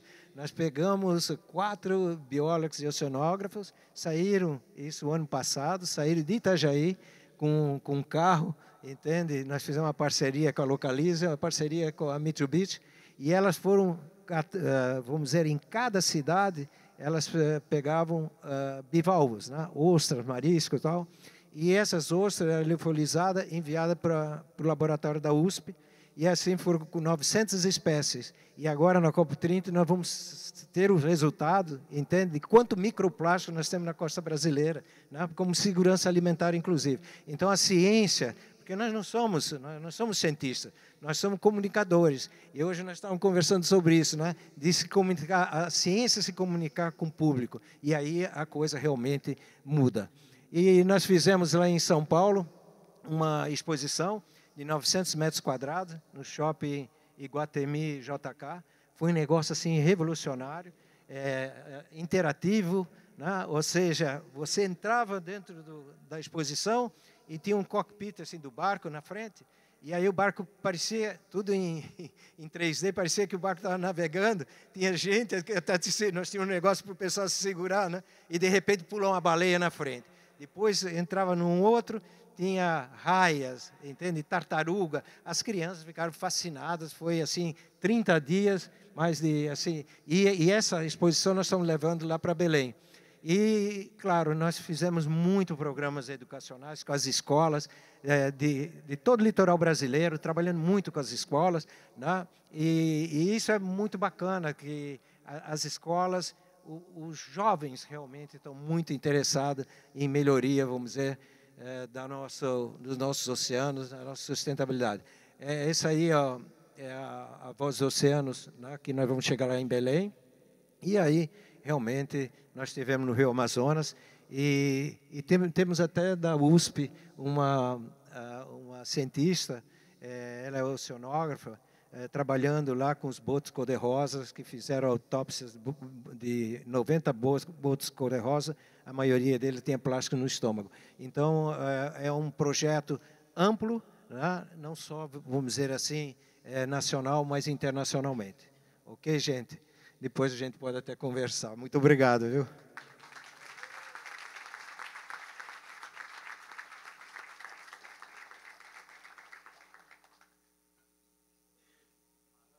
Essa é a Casa Voz Oceanos que nós estamos fazendo lá. Vai ser toda decorada assim. E vai ter exposições e vai ter palestrantes do Brasil e do mundo. Você vai estar lá, né? Quem for para lá, para a COP, vai estar lá com a gente. E a gente já quer aproveitar esse gancho porque a gente conversou, né, junto com o Fernando, que está lá no espaço onde a gente quer, onde está sendo reformado o barco, né? É isso. E o Fernando, nós fomos com a escuna dele, a Vitória Régia, para o G20, fizemos desde Itajaí, parando em São Francisco, Paranaguá, tudo. E aí, depoimentos de cientistas, pessoal de cooperativa, e no G20, sabe que nós tínhamos um pergaminho, né, deu 70 metros. E esse foi digitalizado e isso vai para o G21, lá na África do Sul. Foi assim um trabalho muito legal e a gente vê como estão fazendo, como você que abraçou, né, você também está abraçando para o nosso futuro, entende? O futuro dos nossos netos e tal. E a gente, enquanto o homem lá em cima me der saúde, a Heloísa também, nós vamos continuando a navegar aí pelo mundo, né? Porque isso hoje já me falta, realmente, quando eu estou um pouco em terra, eu já fico já fico meio impaciente querendo ir para o mar, né? O mar não dá muita energia. E aí a gente estava conversando, né? Justamente sobre essa importância, né, do Fórum das Escolas do Mar. Né, eu conversava um pouco de tudo isso para nós no mandato. A questão da cultura oceânica tem uma inspiração que são as escolas do mar. Aqui a gente tem representantes das escolas do mar de Florianópolis, de São José. Eu acho que tem mais algumas aqui, não sei. Mas nos motivou esse processo. E aí eu quero fazer uma provocação. A gente conversou já com o Fernando de realizar um encontro do Fórum das Escolas do Mar lá em Biguaçu, no espaço, ali, de repente, agosto, setembro, pensar nisso, ainda com a presença do Wilfredo, e fazer uma provocação de a gente participar da Casa da Voz dos Oceanos com o Fórum da Escola do Mar nesse momento em Belém e ampliar esse debate. A gente precisa colocar a pauta, né, do letramento oceânico, a pauta da importância desses espaços, para que tem criança que mora na Tapera, né, a Maíra falava, mora na Tapera e não conhece o mar. Tem criança que mora no Monte Cristo, jovem, que não conhece o mar. E as escolas do mar são a oportunidade de democratizar essa relação íntima, né? E isso que fez, né, o teu relato mostra. Esse contato e essa intimidade, ela surge da possibilidade de estar em contato com o mar. Assim, e a gente quer construir essa cultura oceânica a partir dessas possibilidades, né? Então, fica aqui a provocação nossa de realizar um encontro do Fórum das Escolas do Mar, junto com o Fernando, com o Wilfredo, lá em Biguaçu, e construir essa participação do Fórum junto, né, em Belém, junto com vocês, nesse espaço que vai ser um grande momento para a gente avançar nessa pauta, né? Então, agradecer assim, pela oportunizar isso para todo mundo, né? Eu que agradeço, viu? Legal. Agora a gente vai abrir, né? Eu queria assim, ó, a gente tem um compromisso de levar o Wilfredo às 9h, tá? Tem esse compromisso, está quase chegando. Então assim, ó, eu vou pedir para a Tiele fazer uma fala inicial, né? Ela esteve com a gente lá na UNOC, então ela poder fazer uma fala e daí vocês façam as inscrições. É isso com a galera ali, ó. Tem as inscrições e eu vou pedir assim, ó, falas de 2 minutos de contribuição e depois a gente volta para a mesa fazer um fechamento. Pode ser? Tá bom, obrigada. Tiele, por favor. Boa noite a todos. É uma surpresa estar aqui. Eu não sabia que ia ter esse momento de fala. Agradecer a todo mundo. Hoje eu estou realizando a segunda parte do sonho, porque eu conheci a Heloísa lá na França e agora de frente com o Wilfredo. É uma coisa que eu almejo há muito tempo. Eu tenho um projeto que se chama Experiência do Mar. Ele foi chancelado pela Unesco esse ano. Eu faço parte agora da rede Blue Tree, que é uma rede que conecta projetos no mundo inteiro. Foi uma seleção muito difícil, foram milhares de projetos inscritos e apenas 60 projetos escolhidos no mundo todo. E o meu projeto foi um dos escolhidos. Então, eu estive na UNOC. Foi muito difícil chegar lá, porque o meu projeto não tem patrocínio, ele não tem apoio de nenhuma entidade, então eu não recebo incentivo de nenhuma parte. E ter chegado até lá, ter visto tudo aquilo de perto, ter tido um momento de fala também, que foi muito importante, dentro da rede da Blue Tree. O projeto, quem quiser conhecer no Instagram, está lá, @Experiência do Mar. Ele trabalha com focos com o oceano como foco principal.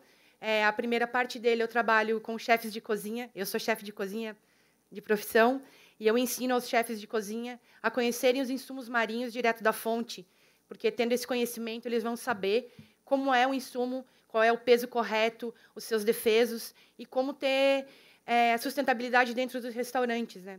A segunda parte do projeto, eu sou uma pesquisadora autodidata, eu contribuo com algumas universidades, inclusive a UFSC, porque eu faço um monitoramento diário do bioma da Joaquina, da Praia da Joaquina, de todo o costão e também da parte de dunas e de mar.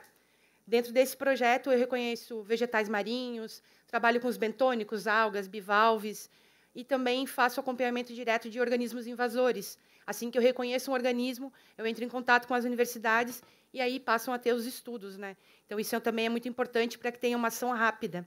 E a terceira parte do projeto é a limpeza e restauração da nossa oficina lítica.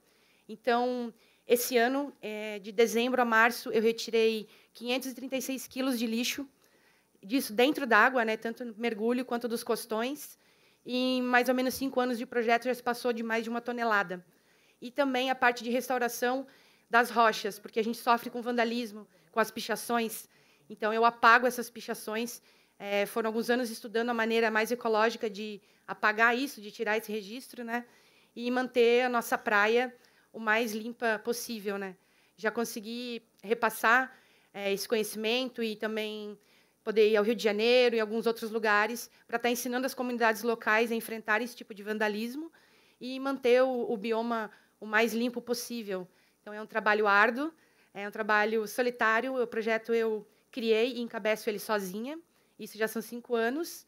E tento fazer a diferença, né? Tento ter a educação oceânica como base e levar para o máximo de pessoas que eu puder.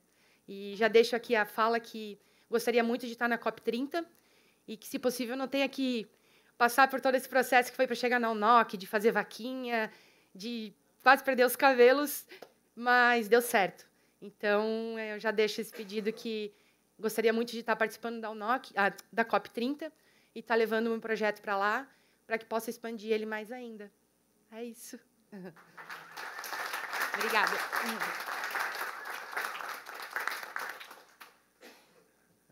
Boa noite. Eu queria, na ordem, começar pela professora Regina, que é a nossa preocupação nas escolas do mar, né? Depois a Valdete vai falar da constituição das escolas do mar, da AMAR, é levar ao entendimento da população que o coração e o pulmão do mundo é o oceano. Nós tivemos aqui uma precipitação pluviométrica muito grande e não foi nem constatada, porque ninguém liberou o alerta, né? Porque esquenta lá, movimenta para cá, pode chover aqui, né? E que a senhora que está participando desse processo, os países que estão debandando mais calor, eles estão cumprindo com os valores que estão tratados desde do Acordo de Paris? Eles estão começando a pagar isso ou eu continuo levando para frente? Para o Marquito, agradecer o apoio aos fóruns da Escola do Mar, sempre parceiro, certo? Ao Sherman, o convite para dia 25 de setembro participar do encontro das Escolas do Mar. E uma menção honrosa, quando eu estava chegando aqui no Uber, eu vi aquele cidadão Mário comentando do projeto que ele levou para a FECAM de educação dos prefeitos, que a maioria dos prefeitos que estão em mandato atual são de primeiro mandato e nunca tiveram experiência parlamentar. E que isso está no portal da FECAM. Retrato ao Marquito, quando foi criada a comissão de reciclagem, tu e o prefeito, acho que de Orleans, né? Nós comentávamos e eu falei aqui, enquanto nós não tiver a cultura de reciclar em todos os âmbitos, tudo vai descer pelo rio, vai descer, vai... Certo? Então, fica o convite. Mário, meus parabéns. Sempre foi minha preocupação, manifestei aquele dia, a preocupação que os prefeitos não têm esse viés, na Câmara aqui, a LESC tem um pouco de dificuldade, imagina as prefeituras, tá?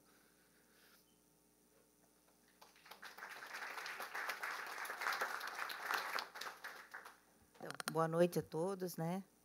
Aos participantes da mesa.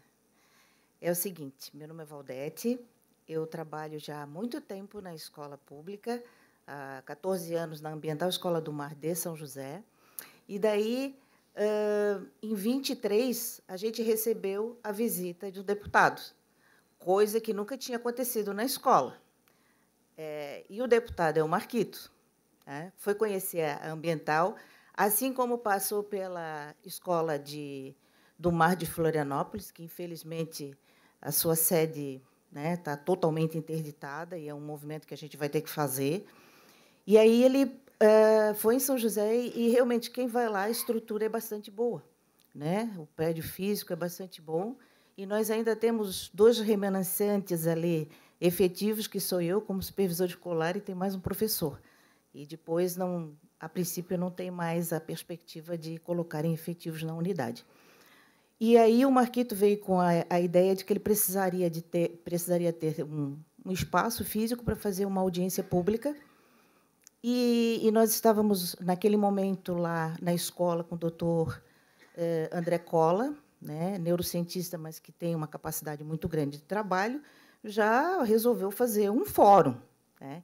E assim foi feito. O primeiro fórum das escolas do Mar de Santa Catarina foi feito lá em São José, e, à tarde, foi feita a audiência pública com o Marquito, né, conduzindo os trabalhos, que foi excelente.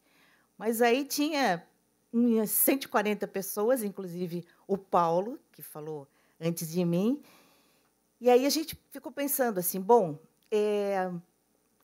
quem trabalha no serviço público, isso não é choradeira, é realidade, né? A gente mata um leão e meio a cada dia. E as escolas, elas não têm nenhum tipo de subsídio para elas se manterem. A estrutura física, as prefeituras, às vezes, né, subsidiam, mas os projetos, ou seja lá o que for, excedente, não tem dinheiro, né? Não tem nem dinheiro para consertar uma porta, uma fechadura.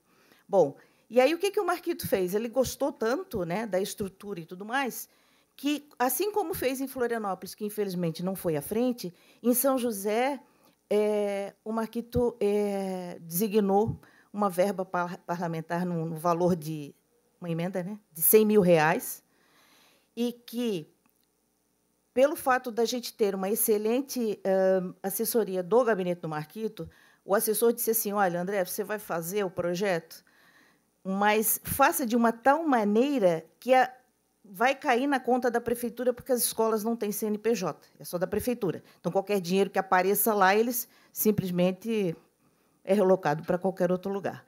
Então, faça de uma tal maneira que, se eles não repassarem para a escola, eles não possam utilizar em mais nenhum lugar.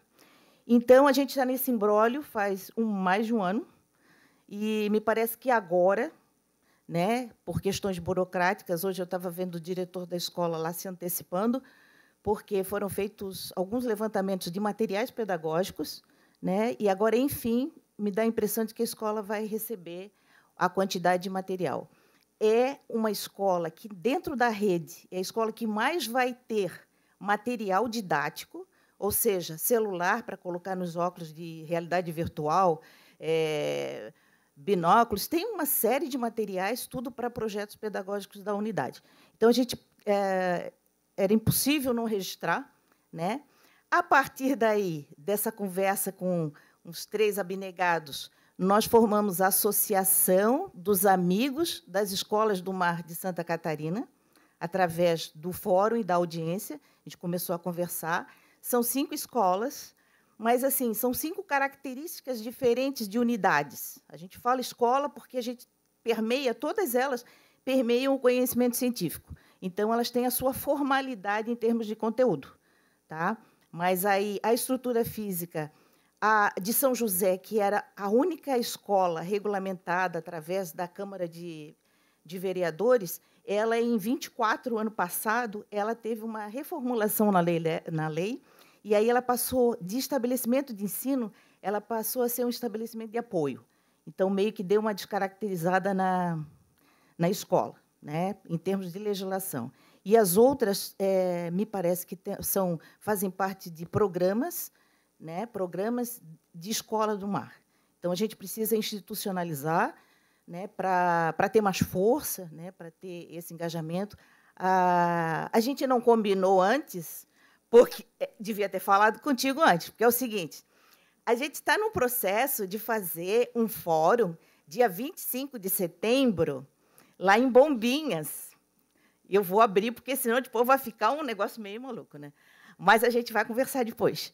Então, a gente está num movimento para fazer lá, porque, assim, desde o primeiro fórum, a coordenadora da escola do Mar, lá de Bombinhas, ela ficou super empolgada, né? Trabalham bastante também, e se prontificou.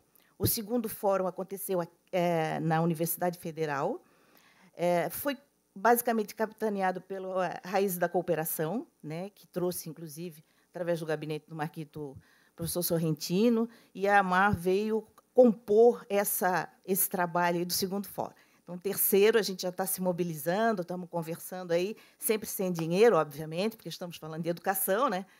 O dinheiro passa longe, mas a gente tem uma disponibilidade, né, no sentido de AMAR mesmo, da associação, de completar 2 anos, que se completa agora em dezembro, porque qual é o objetivo da AMAR? É fortalecer as escolas do mar do estado de Santa Catarina. Florianópolis, São José, Bombinhas, Barra Velha e Governador Celso Ramos, a princípio. Eu sei que há, por parte de Biguaçu, já um movimento, né, que uma colega minha, colega da AMAR, ela está me azucrinando aí para mim conversar, para ver como é que a gente pode fomentar essa escola, então me parece que já está, né, bem encaminhada. E a ideia é que a gente pudesse realmente subsidiar essas escolas. Você tem 2 anos, você já pode participar de editais, correto? Então, um exemplo, vamos supor que apareça um edital federal, que a gente possa estar, né, participando, vindo dinheiro, a gente vai estar repartindo para as escolas para poder fazer com que elas façam um trabalho melhor ainda do que já fazem. Então, assim, queria deixar aí o meu registro, porque a gente sempre tem muitas dificuldades em relação a essa caminhada na educação. No meu caso, já são quase 40 anos trabalhando e às vezes, até hoje, dava vontade de desistir, mas é que, quando a gente chega aqui e vê, né, a professora, vê o relato de uma história tão grande quanto é da família Shima, dá uma oxigenada. Obrigada, desculpa pela quantidade. Me perdoe, só fazer uma observação? O nosso gabinete tem um edital até 7 de setembro, 18 horas, deputadomariomota.com.br. São as emendas impositivas que eu decidi que distribuiria exclusivamente por um edital. Abri no primeiro ano, no segundo, e esse está aberto até 7 de setembro para receber projetos que começam em R$100 mil. Dividimos o estado em 6 regiões, levantamos o IDH de cada uma das regiões, fizemos uma regrinha de 3 invertida com o dinheiro que vem para o gabinete. A região mais pobre é que recebeu o maior percentual. E abrimos, o terceiro edital está aberto até 7 de setembro e os resultados sairão no dia 2 de outubro. Educação e cultura, saúde, infraestrutura, segurança pública e assistência social e outros, que podem reunir várias dessas temáticas. À disposição, se quiserem fazer contato, organizações governamentais sem fins lucrativos, com pelo menos 2 anos de CNPJ, prefeituras e, pasmem, órgãos da administração estadual. O legislativo pode financiar projetos do executivo. Obrigado.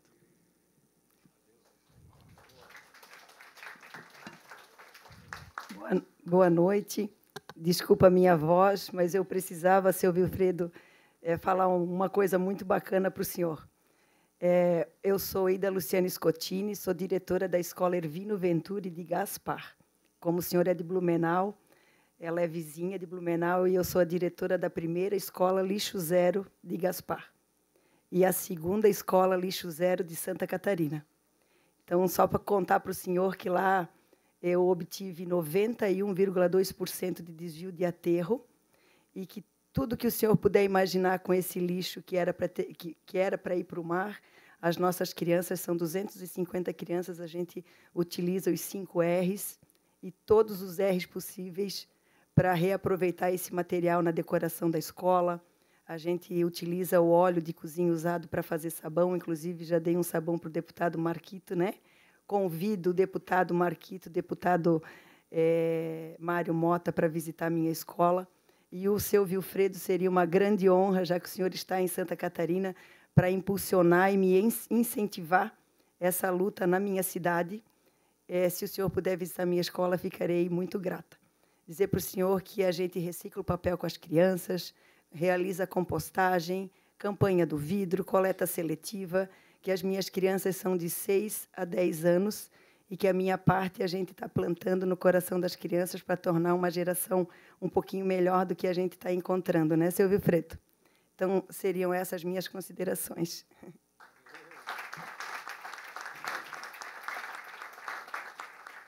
Posso? Rapidinho. Boa noite. Meu nome é Ellen, eu sou a atual coordenadora da Escola do Mar de Florianópolis, a única assessora pedagógica do projeto. É um projeto que a gente brinca que é o EUKIP, né? Porque apenas eu para a rede municipal inteira.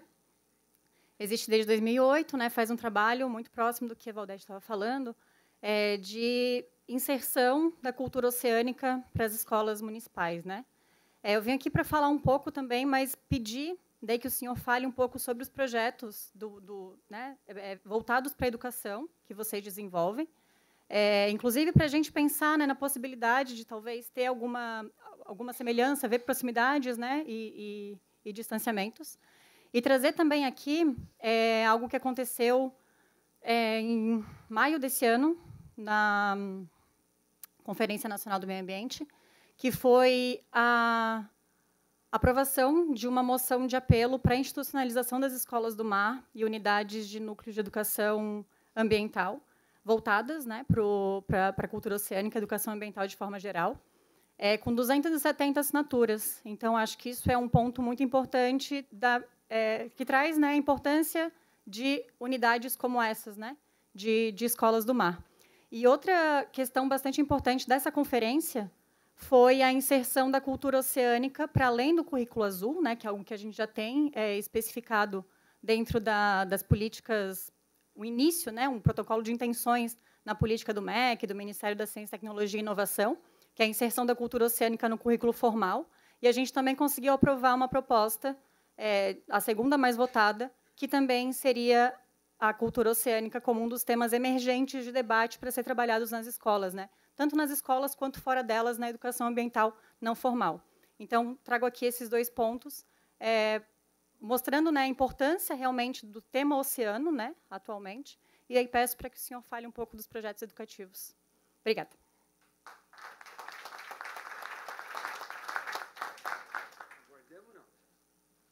Bom, faz um fechamento geral. Bom, é uma honra estar aqui, meu querido amigo Marquito, Regina, que já são muito próximos, mas seu Wilfredo, Mário Mota, muito obrigado por estarem juntos nessa caminhada. Eu sou Paulo Horta, professor da Universidade Federal de Santa Catarina, que tem navegado por oceanos não tão fáceis há algumas boas décadas, mas vejo com muito bons olhos, né, os avanços na comunicação, na sensibilização de um contingente crescente de pessoas. E coube a nós, recentemente, assumir talvez já um conhecido do senhor, seu Wilfredo, que é o veleiro ECO, veleiro de expedições oceanográficas da Universidade Federal de Santa Catarina, que nós estamos reativando a equipe, motivando todo mundo, etc., para colocar a Universidade Federal de Santa Catarina na água, literalmente, no oceano, e, quem sabe, ser um aliado de vocês em Belém, na COP30. Falta pouquinho, e, quem sabe, a ajuda da Alesc pode, de fato, tornar esse sonho da Universidade Federal de Santa Catarina e da comunidade oceânica do Brasil uma realidade, né? De ter um veleiro oceanográfico em sua essência, como um grande aliado, como uma plataforma de comunicação, de ciência, de educação em Belém, e fazendo um conjunto grande de port calls, né, de chamadas, de momentos no litoral, de sensibilização das pessoas, que é o que a galera da Escola do Mar faz, e faz muito bem aqui no nosso litoral. E, nesse processo, queria colocar, talvez, um desafio para vozes do oceano, para que essas vozes ecoem um programa internacional que a gente apresentou ao mundo em Dubai. Começou a se discutir na COP de Dubai. Esse processo de discussão tem amadurecido e, recentemente, foi publicado que é o programa Florestas Marinhas para Sempre.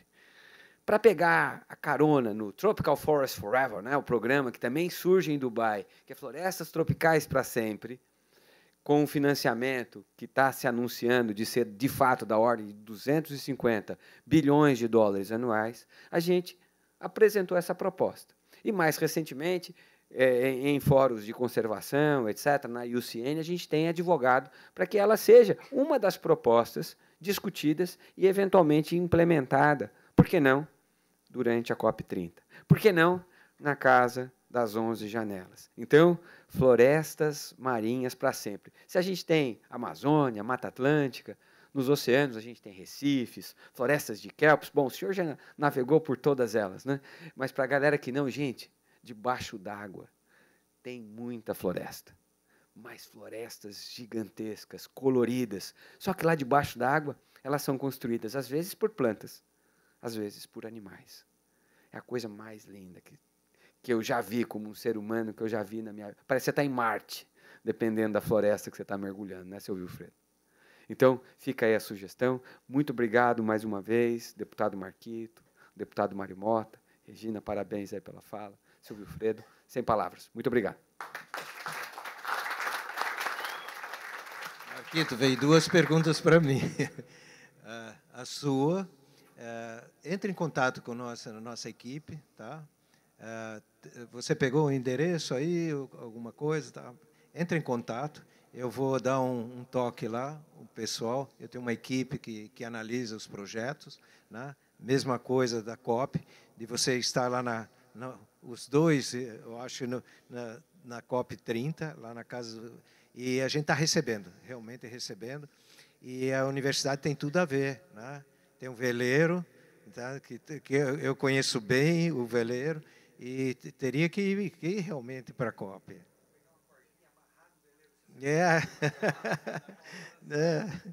E faz todo sentido, né? De Santa Catarina estar lá representando. Conte com a gente, o que a gente puder fazer. Eu estou indo, domingo eu estou indo para Belém, vou ficar uma semana lá, eu vou estar com o governador, nesse domingo. Quinta-feira? Agora está. É isso aí.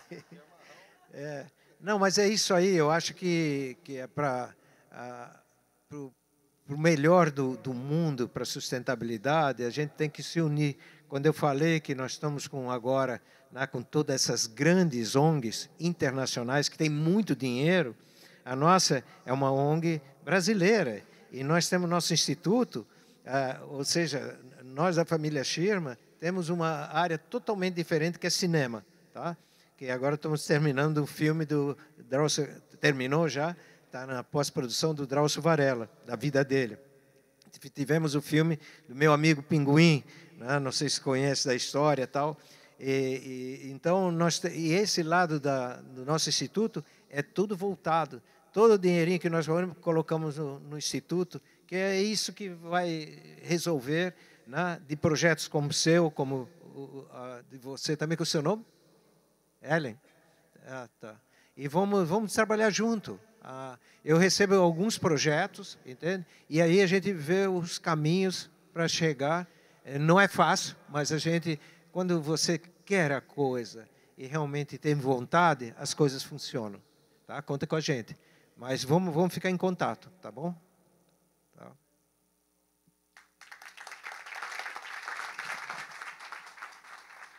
Só uma observação para descontrair. Me interessou muito quando ele falou que o barco de 41 anos vai ficar novo. Dá o endereço. Não, você ficou de navegar, ainda não navegou, porque eu já convidei ele, inclusive, de fazer uma perna nossa lá no exterior, lembra? E ele disse, puxa, mas não dá, não dá. Passar o Natal com eles na Samoa Americana. E eu só tinha um voo pelo Chile. E foi um dia antes de eu conseguir passagem. Então eu perdi de passar o Natal com a família firme. Mas não vai ter... Vai faltar oportunidade, viu, deputado? O presente foi um convite.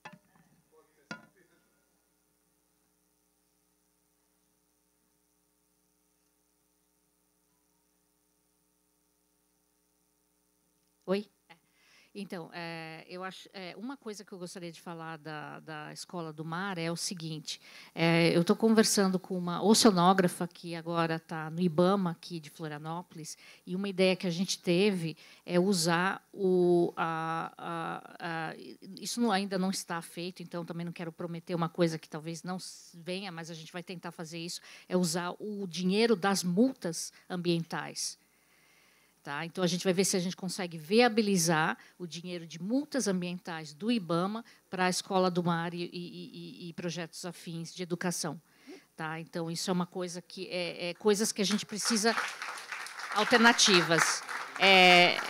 Ela é uma oceanógrafa que trabalhou muitos anos no IBAMA de Brasília e também com o Ministério do Meio Ambiente, então ela tem um conhecimento maior, então a gente vai tentar viabilizar isso. Eu não posso prometer, porque sabe que às vezes tem, mas e a ideia era realmente usar a educação ambiental.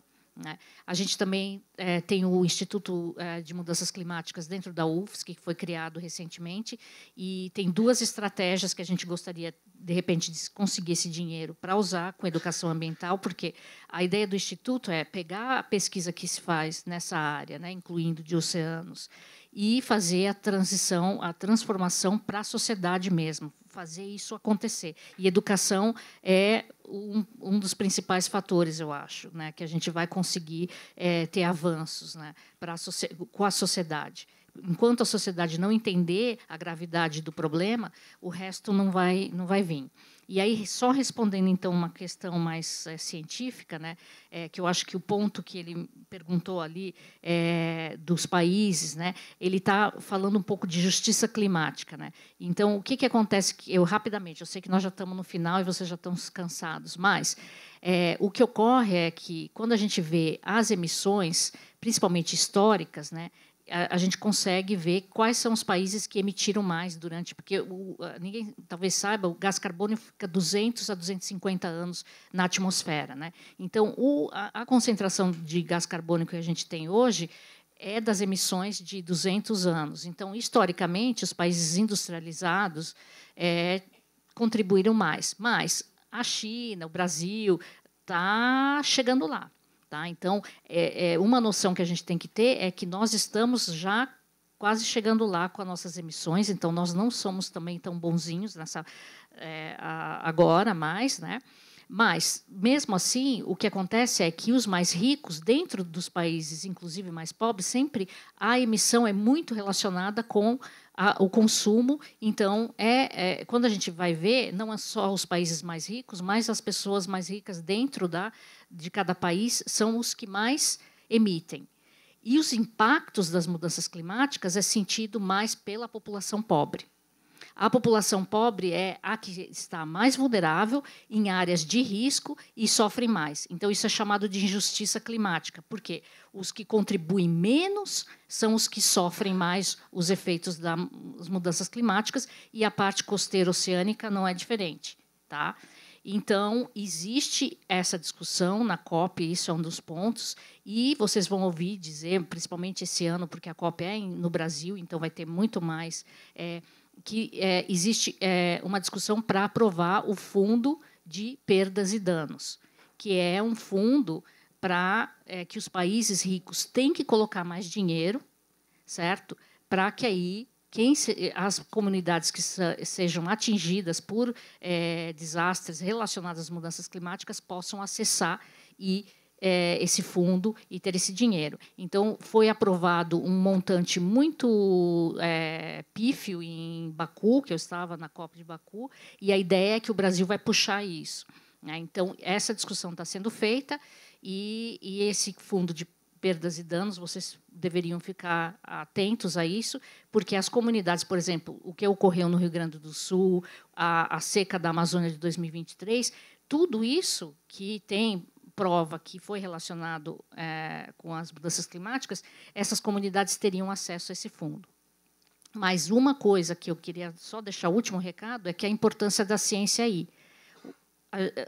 No alto nível, a discussão política é da aprovação do fundo, só que o Brasil, por exemplo, na parte científica, não está se dando conta que como que essas comunidades vão provar que aquele desastre está relacionado a mudanças climáticas, que isso é o que a gente chama de atribuição, atribuir um desastre às mudanças climáticas. Isso exige ciência, e a gente tem que investir nessa ciência para poder pegar, por exemplo, o Rio Grande do Sul e todas aquelas comunidades e fazer essa atribuição e poder ajudá-los a resgatar esse fundo. Então, isso é um problema que muita gente não está se atentando a isso, e aí é a importância da ciência, e a gente tem que evoluir para conseguir, porque o que vai acontecer? Eles vão aprovar esse fundo, a maior parte do fundo vai vir de países ricos, mas quem vai acessar são as comunidades dos países ricos que conseguem fazer a atribuição. Tá? Então, né, mas, enfim, é aí que a gente vê a interação entre a sociedade, a ciência. A gente tem que trabalhar a educação, tem que trabalhar junto, né, com ideias, né. E uma preocupação que eu tenho, que eu acho que é a última coisa que eu vou falar, é, por exemplo, essas iniciativas como o da Escola do Mar, como que a gente pode fazer isso aumentar, que é o que a gente chama em inglês scale up.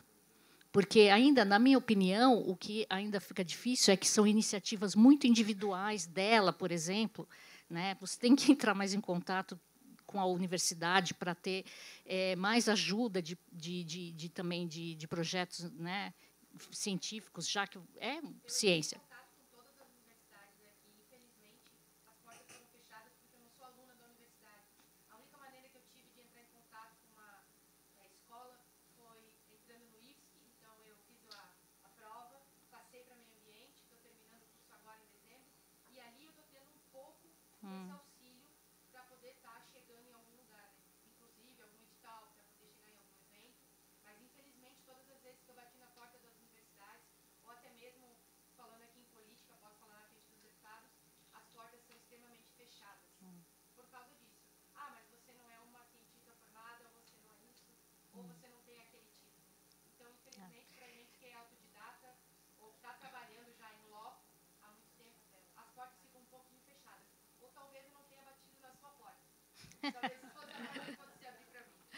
Não, a gente, dentro do Instituto, a gente vai ter que tentar abrir portas diferentes, mas eu não querendo fazer uma defesa, mas porque, por exemplo, para a gente pleitear dinheiro e poder pagar sem bolsa, realmente tem que ser um aluno. né? Não é uma coisa, eu não quero trabalhar com você, mas realmente tem, né, ou aluno de graduação ou de pós-graduação, né, tem que ter esse vínculo para a gente poder legalmente, inclusive, fazer esse tipo de coisa. Mais projetos, né, pelo menos para financiar um projeto, né, que você, eu acho que isso de repente dá.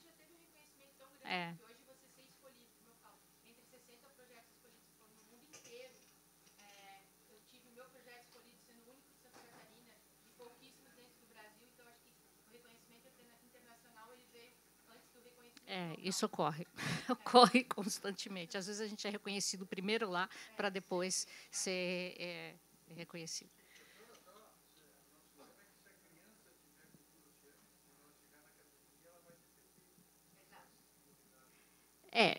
Desculpa, ela vai quando ela chegar na academia? Sim, exato, sim.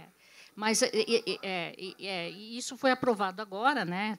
O Lula assinou, né, de ter essa educação oceânica, né, no currículo, né? Então isso é um avanço, mas a gente não tem nem a educação climática, né, em geral. Não estou tirando o ponto do oceano, mas a gente nem tem isso. E dentro da universidade, né, uma coisa que também a gente já tem discutido dentro da universidade, né, já há 2 anos que eu falo isso, é que dentro da universidade a gente está colocando para fora a nova geração de trabalhadores, vamos dizer, de profissionais, né? Então, eles também, em cada área, deveriam ter a noção de como eles podem fazer as coisas mais sustentavelmente contra as mudanças climáticas. Por exemplo, um arquiteto, ter, né, um engenheiro. Então, isso também a gente teria que desenvolver esse currículo dentro das universidades e não só esperar, que eu acho um pouco injusto na nossa fala, é que a gente está pondo toda a carga de resolução na próxima geração. Porque o que a gente fez, as nossas gerações passadas, né, que o que nós estamos vendo aqui é um fruto das gerações passadas, e a gente está falando, não, vamos educar, vamos, e a nossa esperança está nas... Não, mas eu digo assim, tem um entendimento, né, que então também não é justo, né, deixar tudo para não foi eu sei que ninguém aqui tem essa intenção, mas tem às vezes lá fora uma coisa de deixar para as próximas gerações, e eu acho que todos nós temos que trabalhar agora. Desculpa me estender um pouco na minha resposta. Gente,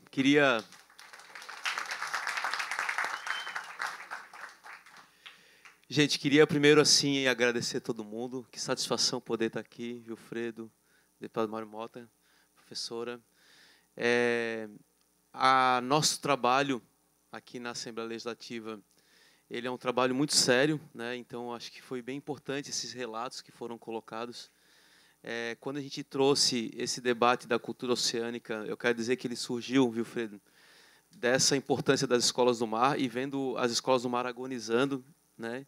Num estado com mais de 500 quilômetros de costa, que tem uma relação, uma cultura com essa zona costeira e que tem uma possibilidade muito grande. Então, a gente realmente surgimos dali, né? E eu acho que é importante esse debate aparecer aqui. É muito alinhado com que todas as ações que a família Schirman vem desenvolvendo, muito alinhada com isso. E a gente tem um potencial, Santa Catarina tem um potencial muito grande para avançar nisso, né? Tem as universidades, tem os vários institutos, tem as iniciativas autônomas como o da TL, tem gente dedicada a isso há muito tempo, né? Pesquisa, temos os melhores pesquisadores, a Marinês, né? A professora, ela é indicada, enviada para a preparação sobre os oceanos da COP30, então a gente tem um potencial enorme. Eu faço essa atividade e saio daqui com a esperança de que a gente vai dar passos para participar da COP30 juntos, mas também potencializar nossas ações, né? Temos o turismo base comunitária, né, desenvolvida aqui na ilha em relação à cultura oceânica, de certa forma, e às comunidades tradicionais. Então, a gente está aí, as coisas estão acontecendo, né? Não na velocidade, não no tempo, não na dinâmica que exige, mas te ouvir vocês, também nos inspira a continuar, né, diante dos desafios colocados. Eu quero dizer que a gente, do mês do ambiente, deputado Mário Mota, a gente abriu, né, para as atividades autogestionadas. Aqui está a nossa equipe do mandato que está tocando as atividades em parceria com os grupos de apoio. São atividades autogestionadas. A gente teve mais de 40 atividades inscritas no mês do ambiente. Hoje teve uma atividade de identificação de microplástico, né? A partir da ciência. E elas estão acontecendo, independente do mandato, elas estão acontecendo. Né? A gente fez uns adesivinhos, entregou para algumas pessoas, receberam. Né? Tem o do mês do ambiente. Tem Toda a Vida Vem do Mar. É o outro. Tem o Aqui Somos Um Só Oceano. E esse aqui é o bem legal. Ó. Cuida dos oceanos, não da vida dos outros. Então, dizer que a gente fez várias atividades, né? A Maíra está aqui, ela é lá da Guarda do Embaú, faz um trabalho de canoagem, de cultura com o rio lá da Guarda do Embaú, né? E a importância, né? No dia 8, foi feita uma atividade super legal lá, de várias atividades no mar. Então, assim, eu quero dizer que aqui tem um grupo muito legal, gente. Né? A gente está aqui, né? As pessoas que vieram, que estão acompanhando, estão dedicadas. Eu quero convidar vocês, no dia 10 de julho, nós vamos entregar um monte de homenagem a quem está trabalhando, 50 homenagens, né? Para quem está trabalhando, ainda mais, vai ter mais já, né? Para quem está trabalhando com a cultura oceânica, convido também vocês para estarem participando, Fernando, todo mundo. A gente está aí, eu acho que é um papel nosso, deputado Mário Mota, parlamentar, de estimular, de usar a estrutura que a gente tem para dar gás também para quem está lá na base. Né? Eu quero deixar um encaminhamento aqui, uma proposta de encaminhamento, a gente fazer um encontro, uma reunião com as escolas do mar e aquelas atividades afins, porque, por exemplo, a Maíra tem vontade de montar uma escola do mar lá na Guarda do Embaú. Tem várias pessoas, iniciativas no litoral que queriam montar uma escola do mar, não com a prefeitura, mas por iniciativa própria, parceria com a universidade, com o monitoramento Mirim Costeiro, que também desenvolve. Tem vários agentes, a Univale tem um projeto dos Guardiões dos Oceanos do Futuro. Então, tem uma série de iniciativas. A gente reunir esse grupo antes do terceiro encontro, né, antes do terceiro fórum, a gente reunir lá com o pessoal lá em Biguaçu, onde está o estaleiro, né, e a gente fazer um encontro, uma reunião de um período, né, se preparar para participar da COP, de certa forma, e se preparar para a gente colocar na agenda as escolas do mar, assim, como uma estratégia mais ampla. Né? Contar com a participação, o deputado Mário Mota deixou a disponibilidade do edital das emendas parlamentares dele aberto. Né? Nós, do mandato, a gente também já destinou para o Veleiro Eco, com o professor Orestes, a Escola do Mar de São José, de São José e de Florianópolis, e a gente está construindo assim, essa base. Né? Então, vamos em frente. Tá? Agradecer muito a presença de todos e todas vocês, acompanhe as atividades do mês do ambiente, agradecer a equipe do mandato que está se dedicando para caramba para fazer, salva de palmas para a galera, está ali também. Agradecer a paciência do cerimonial da Leste com as nossas audiências, que sempre passam das 21 horas, mas a galera segue firme e não desiste da gente. E muito obrigado, uma boa noite para todo mundo e tamo junto. Valeu.